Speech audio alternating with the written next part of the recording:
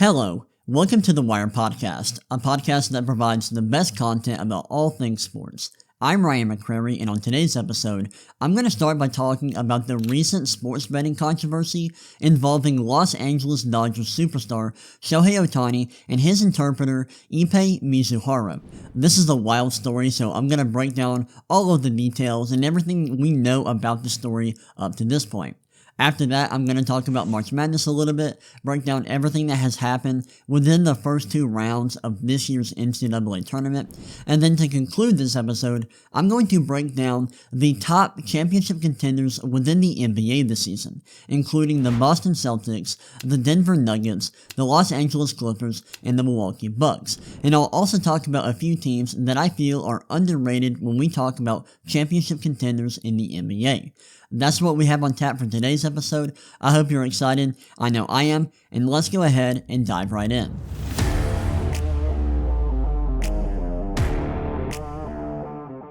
Alright, let's get this show started, and I hope you're having a great day whenever you're listening to this episode.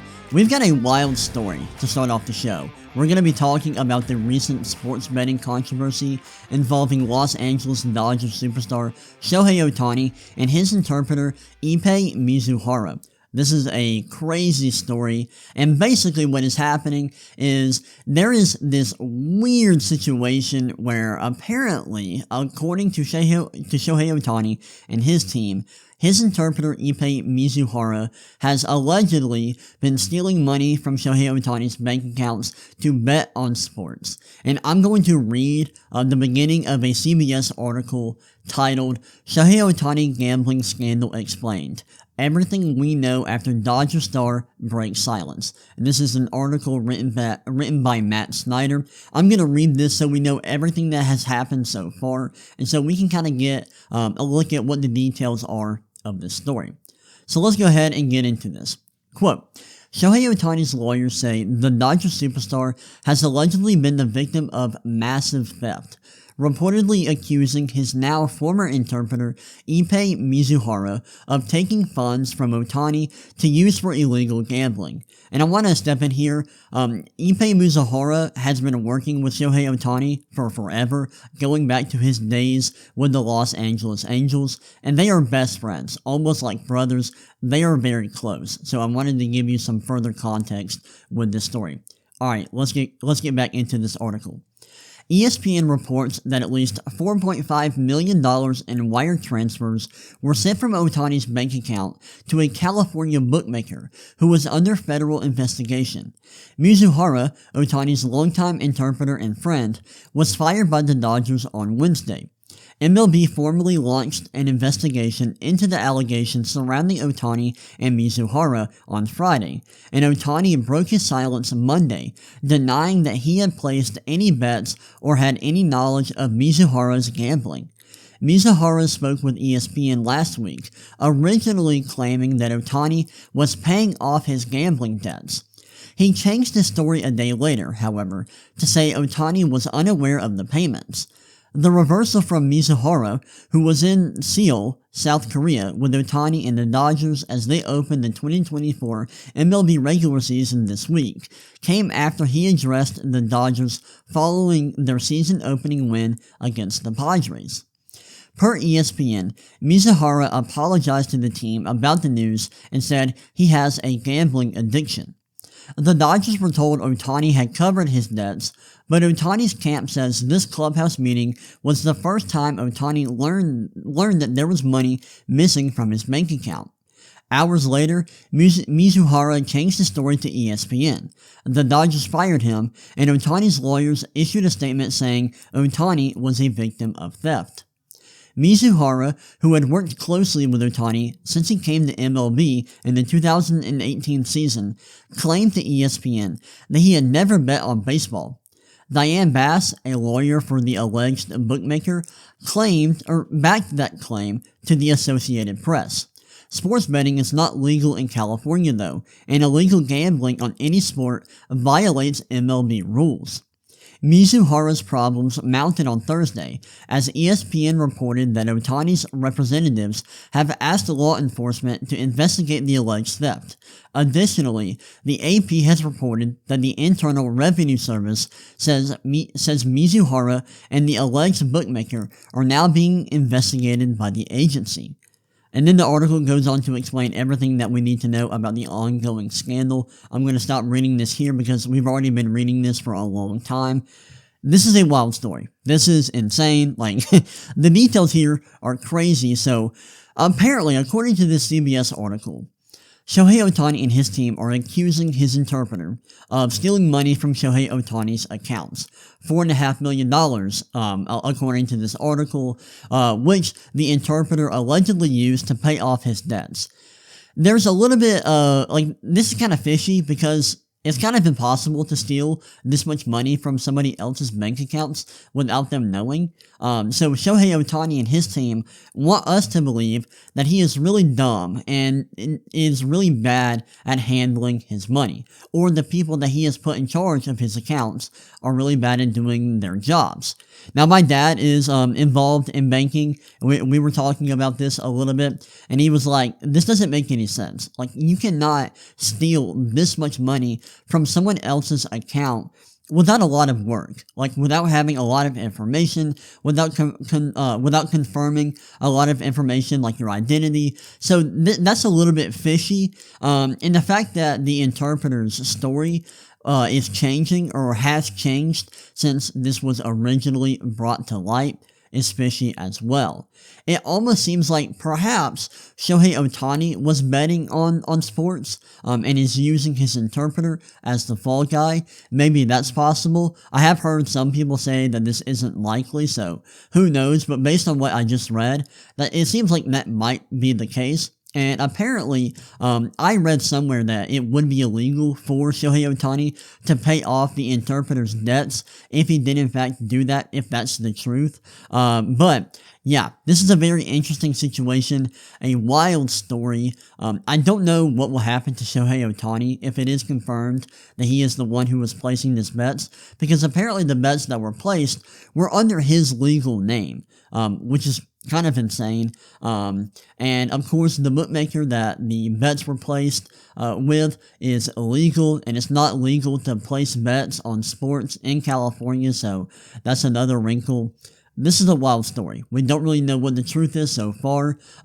Basically, everything we know, I just read from that CBS article. And the timing of this is really interesting because the MLB season is starting this week. It's starting on Thursday. So we probably won't know anything until after the season starts. And if the MLB is going to punish Shohei Ohtani in some way, we won't know what they're going to do until after the season starts, more than likely. So that's another thing to look out for.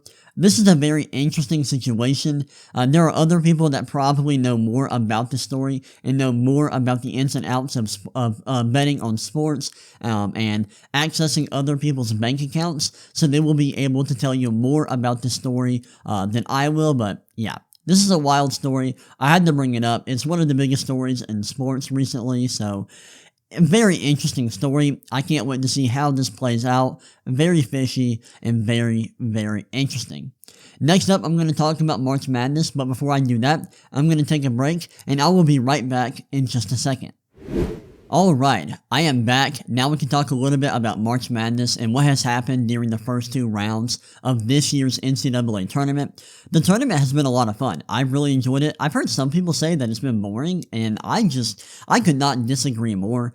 I think it's been really fun. We've had some good games. We've had some major upsets. I know we haven't had a lot of lower seeded teams make it to the Sweet 16 so far, but still, we've seen some amazing games, some really good matchups. And now that we are in the Sweet 16, we're gonna have even more excellent matchups. So let's go ahead and talk about the East region a little bit. As an Auburn fan, I'm devastated that we lost to Yale. Tough loss. But now we have UConn and San Diego State in the Sweet 16. UConn was able to beat Stetson and Northwestern, and San Diego State beat UAB and Yale to move on. That'll be a very interesting matchup. I expect UConn to win. They're a really good team. They've looked great so far in the tournament, and they're my pick to win. They're my pick to win the national championship, and I think they're going to be moving on to the Elite Eight. And then moving down a little bit, Illinois, they were able to get past Morehead State and Duquesne to make it to the Sweet 16. Duquesne had a big upset in the first round, beating BYU, which I was shocked by. I had BYU moving on in all of the brackets that I made. Big win for Duquesne, but Illinois was able to get past Duquesne in the second round to move on to the Sweet 16. Washington State beat Drake. I thought Drake was going to win that matchup, but Washington State moved on, and Iowa State beat South Dakota State, and then Iowa State beat Washington State, and so now Illinois and Iowa State will meet up in the Sweet 16. That's going to be a fun matchup. I think Iowa State's going to move on. I had Iowa State in the Elite Eight of all of my brackets. They're a really good team. Both these teams are really good, but I think Iowa State is going to move on. Then in the West region, North Carolina beat Wagner and Michigan State. Michigan State, they beat Mississippi State in the first round. Michigan State played well against North Carolina. I actually watched a lot of that game, but North Carolina was able to come out on top in the end. Grand Canyon got a big win against St. Mary's, but Alabama, who beat Charleston in the first round, was able to beat Grand Canyon in the second round. That was a fun matchup in the second round, a little bit closer than I think people thought it might have been. And for whatever reason, I did not know that that there was a lot of controversy surrounding Grand Canyon as a college. Apparently, I've seen people claim that they're like a money laundering scheme. Apparently, there's been some controversy where they have been lying to their students about tuition and stuff like that. And they're a for-profit university. A lot of weird stuff there with Grand Canyon. You can look it up for yourself. I don't know all of the details there, but just some weird stuff that I found out about Grand Canyon thanks to the NCAA tournament. That was very interesting. I think North Carolina is going to beat Alabama to move on to the Elite Eight. North Carolina is a very good team, and I think they're going to beat Alabama. Lower on in this bracket, in the lower portion of the West region, Clemson beat New Mexico, which actually was a upset according to the betting lines. New Mexico was favored to win this game, but Clemson was able to get the W, and then Clemson beat Baylor, who beat Colgate in the first round. Clemson beat Baylor in the second round to move on to the Sweet 16. And then Dayton, they beat Nevada, and then Arizona, who beat Long Beach State, beat Dayton, and so now Clemson and Arizona are going to face off to see who can make it to the Elite Eight. I think Arizona will win that matchup. Arizona is awesome. I had them in the Final Four of every bracket I made. They are a legitimate championship contender in my eyes. I think they're awesome. I think they're going to move on to the Elite Eight, and I think they will beat whoever they face, whether it's North Carolina or Alabama. They're an awesome team, and if we get Arizona and North Carolina in the Elite Eight, that is going to be a fantastic matchup, and we will get to see Caleb Love, who is the point guard for Arizona, go up against his former team in North Carolina. And then let's see, on the other side, we'll talk about the South region of the bracket a little bit. Houston, they beat Longwood. Then they faced Texas A&M, who beat Nebraska. And that was a great game between Houston and Texas A&M. It went to overtime, but Houston was able to win that game. It was really cool in overtime. Houston was up 3 at one point, and they had were they up 3? I think they were up 3, and they had a walk-on who was shooting free throws to put them ahead even more. And that's a very difficult position to be in if you're a walk-on. And it was really cool to see the team just come surround the walk-on and tell him that they were confident he would be able to make a free throw. And he did. He missed one, but he made one. So they were able to go up by 4, and they ended up winning that game in overtime. And then Duke, they were able to beat Vermont. And then James Madison, who upset Wisconsin in the first round, they beat James Madison as well. They actually destroyed James Madison. That was a wild performance from Duke.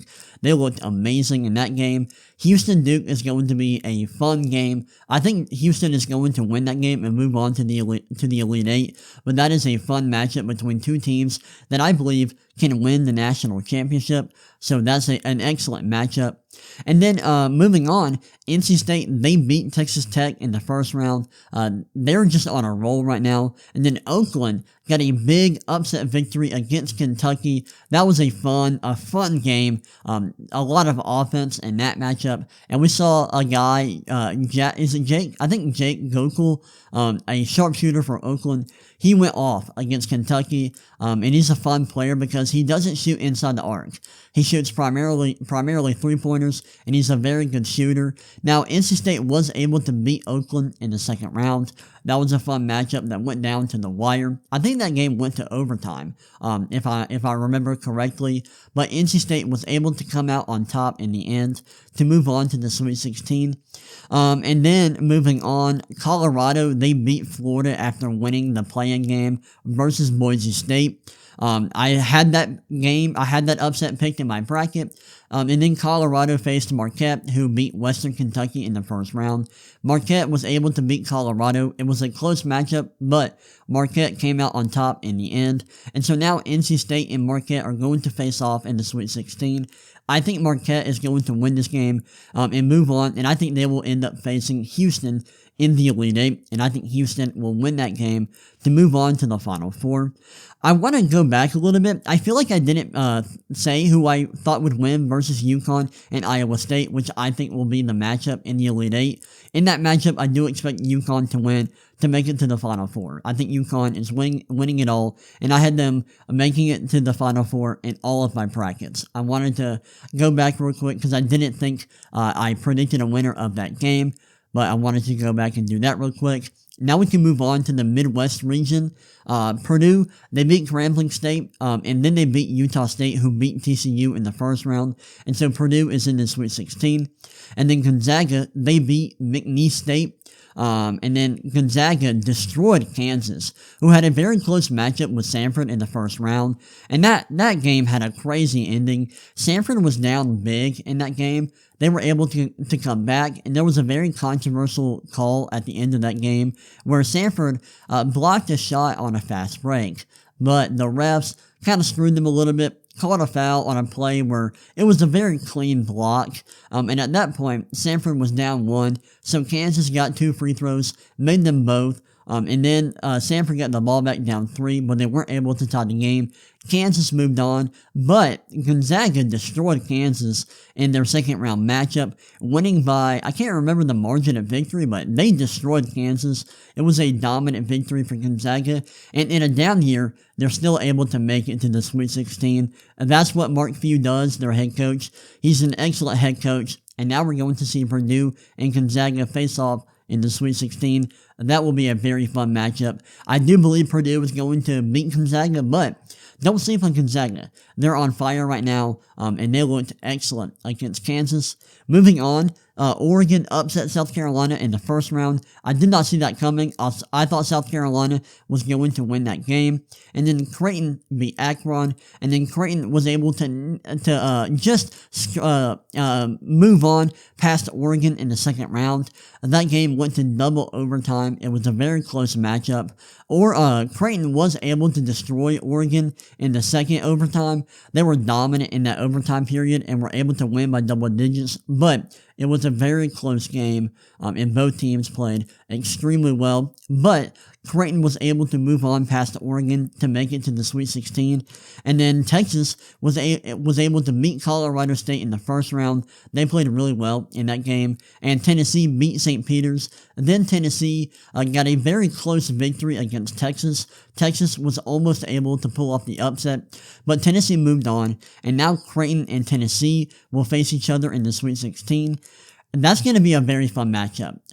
I think Tennessee is going to win this game, but Creighton is so good offensively that I do think they can pull off the upset here to make it to the Elite Eight, but I'm going to pick Tennessee here. I'm going to pick Purdue to beat Gonzaga, and I think Purdue is going to make it to the Final Four. They've been playing at a high level so far, and I think they're going to make it to the Final Four, along with Arizona, UConn, and Houston, and I still think UConn and Houston are going to face each other in the national championship, and I'm sticking with my national championship pick. UConn, I think they are going back-to-back, and I think they are repeating as national championships. Those are my thoughts about the bracket so far, what we've seen from the NCAA tournament through the first 2 rounds, and what I think will happen moving forward. I'm going to take a break. When I get back, we'll talk about some of the top championship contenders in the NBA. Like I said, I'm going to take a quick break, and I will be right back in just a second. Alright, I am back. Now we can close out this episode of the podcast by breaking down the top championship contenders in the NBA. I'm going to do a deep dive on 4 teams: the Boston Celtics, the Denver Nuggets, the Los Angeles Clippers, and the Milwaukee Bucks. I also want to mention a few teams that I think are honorable mentions, a few teams that I think are underrated as potential championship contenders. That includes the Oklahoma City Thunder, the Minnesota Timberwolves, and the New Orleans Pelicans. I'm not going to do a deep dive on those teams. I will talk about them a little bit, but the main focus will be on those 4 teams that I mentioned at the top, which are the top 4 teams in betting odds to win the championship this year. Let's start off by talking about the Boston Celtics, who are a historically good team. They've been amazing during the regular season, and their statistical profile is awesome. They're top 3 in both offensive rating and defensive rating. I want to start off with their offense. Their offense is amazing. They're super efficient on this end of the floor. They are the best three-point shooting team in the league. They are elite in terms of their isolation offense. They're also elite in terms of their post-up offense, and this is not surprising that they're elite in terms of isolation and post-ups because they have a lot of guys who can operate one-on-one, like Jason Tatum and Jaylen Brown. I think Drew Holiday and Derek White can also operate a little bit one-on-one, but mainly their isolation offense comes from Jason Tatum and Jaylen Brown. And then their post-up offense is so good because they have Kristaps Porzingis, who's really good down low. They are solid in pick and roll, but they don't use it a ton. They primarily operate in isolation and on post-ups. They're also really effective coming off of screens, but they don't use this kind of play type a lot. Now, I do have a few concerns about their offense. They don't have an elite playmaker. I think they have a lot of guys who can handle the ball, but they don't have that one guy who is an elite playmaker like some other teams at the top of the standings have, like the Denver Nuggets. They have Nikola Jokic, the Dallas Mavericks, they have Luka Doncic. The Milwaukee Bucks, they have both Damian Lillard and Giannis Antetokounmpo. The Celtics don't really have a guy like that. However, they're still a great team. They're really well balanced offensively, and they have a lot of guys who can handle the ball at a high level. They just don't have a truly elite playmaker. Now, I don't think that's a death sentence. That's just something that I think could hurt them a little bit in the playoffs. A bigger issue that I have with their offense is that they're heavily reliant on three-point shooting. It's not like they shoot too many threes. They just are way too reliant on three-point shooting, and they don't really rely a lot on shooting at the rim or mid-range shooting at all. And they also are very reliant on isolation. And that could hurt them in the playoffs. If they face a really good defense in the postseason, they could take advantage of that. That could hurt the Celtics, and it could cause them to go home early, but overall, I love their offense. I think their offense is amazing. Jason Tatum is awesome. Jaylen Brown is very good. Kristaps Porzingis is awesome. Drew Holiday is awesome. Derek White is awesome. They're a very deep team. They're really good, especially on offense. But the defense is really good as well. Like I said earlier, they're top 3 in defensive rating. They have elite rim protection thanks to Kristaps Porzingis. They have solid isolation defense because they have good point of attack defenders all across the board. They have good pick and roll defense. They're amazing at defending screens. They're not great at defending handoffs, but they're really good everywhere else. They do give up a lot of threes, and that could hurt them in the playoffs, but overall, they're an awesome team. They are great on both ends of the floor. They have great depth, and they should make the finals. If this team does not make the finals, I will be shocked. They're awesome. I think they are by far the best team in the Eastern Conference. They do have a few issues that I think could bite them in the playoffs if they get unlucky in terms of shooting. However, they're amazing, and they should make it out of the Eastern Conference this season. Alright, next up I want to talk about the Denver Nuggets. They are a really good team on both ends of the floor. Offensively, they're pretty unique. They're heavily reliant on rim and mid-range attempts in terms of where they shoot from on the floor. But they're a strong perimeter shooting team. They're great at moving the ball around. They rank number 1 in assists per 100 possessions, so they move the ball around a lot. They don't rely too much on isolations or pick and roll ball handlers, but they're amazing on post-ups thanks to Nikola Jokic, who is an amazing player down low. They are also very good on handoffs, cuts, and off screens. So although they don't use isolations and they don't rely on pick and roll ball handlers all that often, they make up for that by being very good on handoffs, cuts, and coming off of screens. Now, their defense is really good. I think a lot of people just assume that because Nikola Jokic isn't an amazing rim protector that their defense isn't great, but that's really not true. Their defense is good. They do have solid rim protection. They don't give up threes. They're very good in pick and roll defense, which might be surprising to a lot of people, but it's true. They're great in terms of post-up defense. They are subpar in terms of isolation defense, but like I said, they're very good in pick and roll defense, and they're just overall very solid all around in terms of their defense. They're very efficient on this end of the floor. They are below average in turnover rate, defensive rebound rate, and free throws and free throw rate, but still they've got a lot of strengths on this end of the floor. I think they're a great two-way team. They have the best player in the world in Nikola Jokic, who is an elite scorer and an elite playmaker. They are a unique team who doesn't rely on threes, and they don't have elite rim protection. However, they do fit the statistical qualifications to be a championship contender, and that is ranking top 10 in both offensive rating and defensive rating. If you're not aware, historically, most championship-winning teams do rank top 10 in these metrics during the regular season, and the Nuggets right now do fit that qualification, so it would not surprise me whatsoever if the Nuggets are able to make it out of the West and make it to the NBA Finals. Next up, I want to talk about the Los Angeles Clippers. Let me get a drink real quick. My throat is drying out just a bit. The Los Angeles Clippers they're a really good team. I don't think they're as good as the Celtics or the Nuggets because they have a lot more flaws on defense than those teams, but they're very good on offense. They're 4th in offensive rating right now. They are heavily reliant on mid-range shooting, but they are an awesome perimeter shooting team. They're really good at shooting from mid-range and from 3.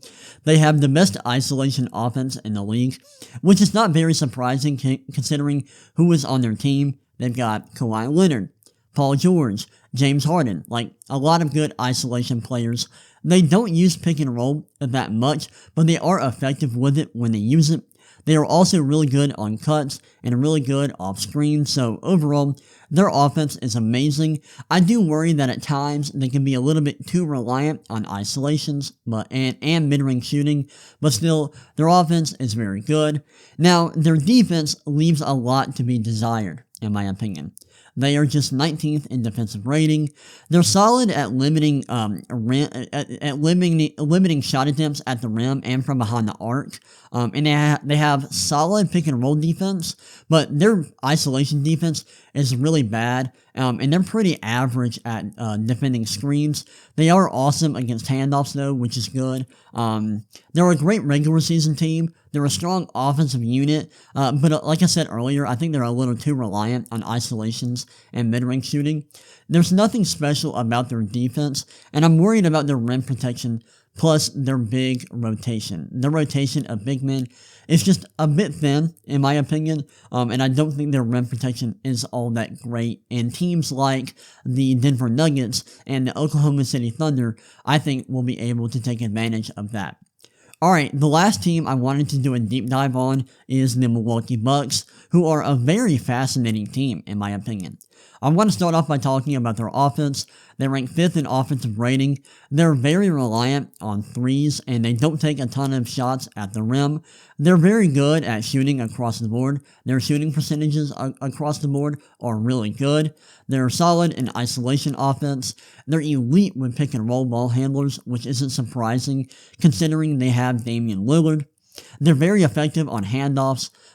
They're just okay with their pick and roll rollmen, which is a little bit surprising considering they have Brook Lopez and Giannis, and they are terrible coming off of screens, and they don't use this very often because they're not very good at it.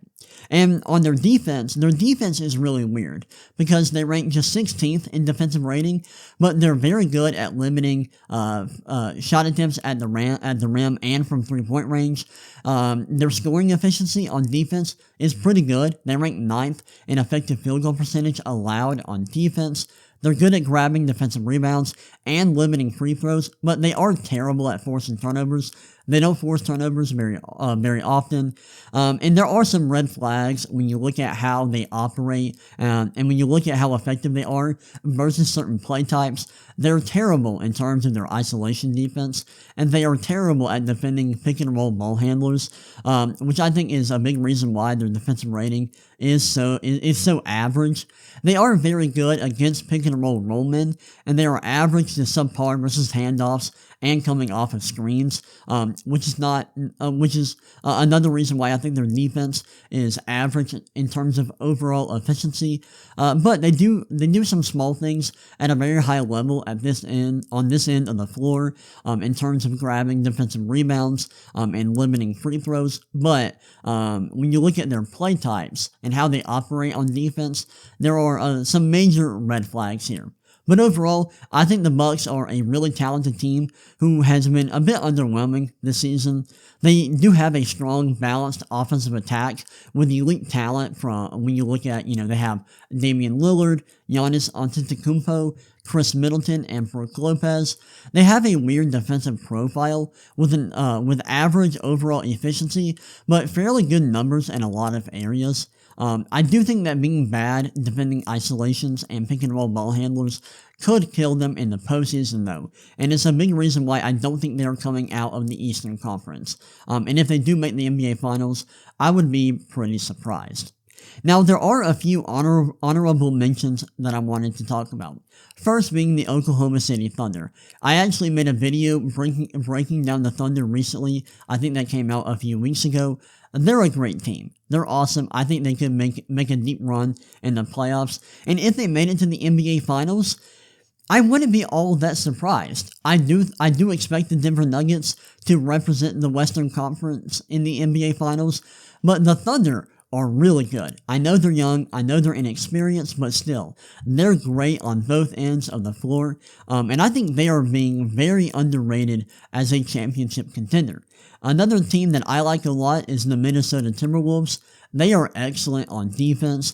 They also have some good offensive players like Karl Anthony Towns, Anthony Edwards. Like, their team is really, really good. I like them a lot. I don't think they're going to make it past the Denver Nuggets, but their defense is fantastic. And I like Anthony Edwards. I think he's a little bit away from being a great offensive player in the playoffs, like a truly elite offensive player in the playoffs, but still, their team's really good. And another team that I think is criminally underrated is the New Orleans Pelicans. Zion has been playing really well this season. Brandon Ingram's good. CJ McCollum's a solid guard. And they also have other solid supporting players like Herbert Jones. Why can't I always forget this guy's name? The wing. Murphy. What's his name? My goodness. I gotta look up their roster because I keep having a brain fart when I try to think of this guy's name. Murphy. Not Trent Murphy. It's not Trent Murphy, right? I know it's not Trent Murphy. It starts with a T, right? Trey Murphy. There we go. I don't know why I always forget his name, but Trey Murphy is a really good player. They've got a lot of depth. I like their team. I think they're really good. You also have Jose Alvarado, Larry Nance Jr., Najee Marshall, Jordan Hawkins. This is a very interesting team. They're very good defensively, and I love their offense, the way their offense operates. They're a sneaky good team. They're top 5 in offense or in net rating, and they are one of the few teams that fits the qualifications of being a championship contender, ranking top 10 in offensive rating and defensive rating. The teams that fit those statistical qualifications this season include the Boston Celtics, the Denver Nuggets, the Minnesota Timberwolves, and the Oklahoma City Thunder. So don't be shocked if the Pelicans are able to make some noise in the playoffs. Well, those are my thoughts on the top championship contenders in the NBA this season, and a couple of honorable mentions. Well, that wraps up this episode of the podcast. That's all we have on tap for today's episode. I hope you enjoyed it. I know I did, and I will see y'all on the next episode. Peace.